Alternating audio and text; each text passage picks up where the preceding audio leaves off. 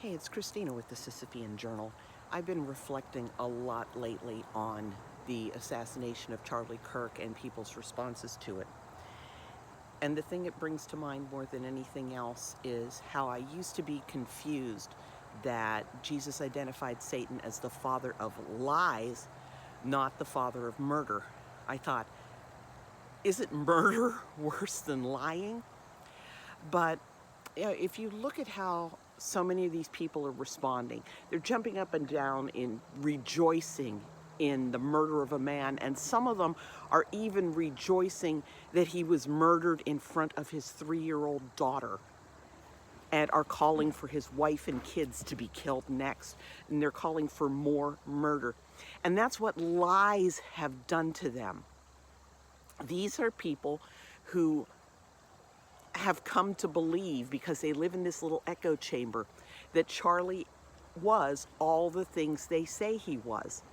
Now, if you had been taught, if you lived in an echo chamber where you believed that he was deliberately causing trans children to kill themselves, that he was deliberately promoting school shootings and didn't care that those kids were getting killed, if you believed the things that they believed about him, you'd be happy just the way, when some Hamas leader who launched rockets into Israel and killed Israeli civilians dies. We're pretty happy about that, right? When some terrorist leader dies. We may be sad that they had to be killed instead of repenting and serving Jesus instead of Satan, but we wouldn't shed a tear for the death of a terrorist. And that's how they view him, and they view him because they're living a life of lies. That murderer, that deranged evil lunatic, he cut short Charlie's temporary stay on earth.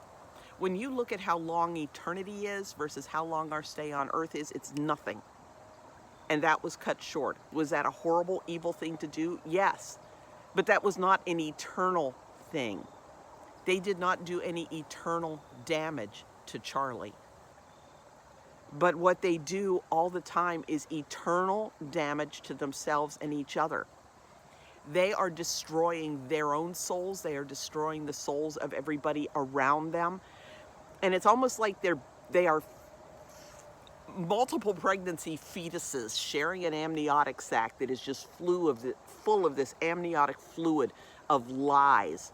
And they breathe it in and they swallow it, and they piss it out and breathe it in and swallow it again. Look at what they've done to themselves and each other. Those are the kind of people that they are going to be for eternity if they don't turn around. Eternal damage, you can't get more permanent than that. And I think Charlie would want us recognizing this and praying for these people, that they will reflect, that they will get out of this bath of lies that they've been living in. And, some people who are upset about Charlie's death, which is every good and decent human being, really, some people have been calling in death threats. That's becoming one of them. That's becoming somebody who lives by hate, and that's not who we are. We are people who live by love. So, do a lot of these people need to be fired? Absolutely, yes. No teacher, no nurse, no pilot. You should not be flying a plane if you have that kind of derangement syndrome. If you can become that unhinged, you should not be in a cockpit. If you can become unhinged, you're mentally unstable and you cannot deal with a crisis in the cockpit. So you shouldn't be flying. You need psychiatric care. You need to get back to where you're rational. I wouldn't want to trust a doctor or a nurse or a veterinarian. I would be very afraid that they would sabotage the care and cause injury or death. Of course, teachers, coaches, anybody who is in a position of influence, they need to lose their jobs. They can't be spewing that hate, because the hate they spew, it's all based on lies, and lies are more deadly than any bullet because they kill the soul. They kill you for eternity. Charlie's in glory with Jesus right now. That bullet didn't change his eternity. But the lies these people are telling themselves and each other, that is having eternal consequences. And we need to pray that this turns around. We need to, yes, we need to make phone calls and get these people fired if they're in positions where it matters.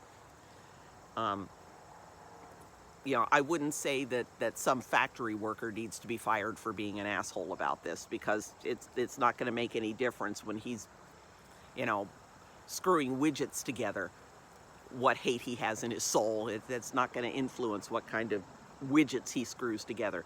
But people in positions of influence, people who are dealing with other people, people who can sabotage you based on your political beliefs, yeah, they need to be removed. But you also need to pray before and after making that phone call, and on an ongoing basis. Remember, the Apostle Paul was taking part in killing Christians before he had his encounter with Jesus. And I know I want these people to have an encounter with Jesus. Charlie would want them to have an encounter with Jesus, to turn around the way Paul did. So we need to take the lesson of what lies and hate do to you and fight even harder against lies and harder against hate, and you counter that with truth and love.